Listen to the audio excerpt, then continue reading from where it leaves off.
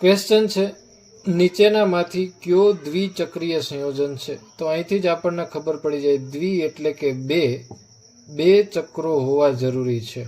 અને સાથે સાથે એ શરત પણ છે કે દ્વિચક્રીયમાં ઓછામાં ઓછા 2 કાર્બન એ કોમન હોવા જોઈએ. 2 કાર્બન કોમન હોવા જોઈએ.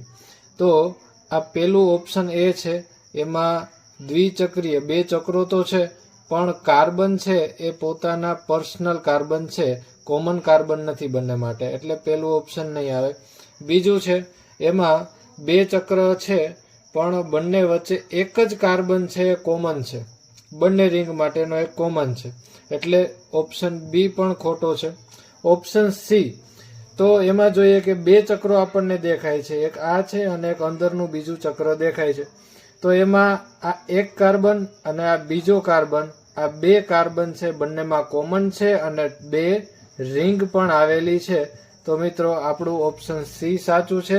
ડી ઓપ્શન પણ ચેક કરી લઈએ તો એમાં આપણને ટોટલ 3 રિંગ જોવા મળે છે અને એમાં આ 2 રિંગ છે એમાં આ 2 કાર્બન છે એ પણ કોમન આવેલા છે.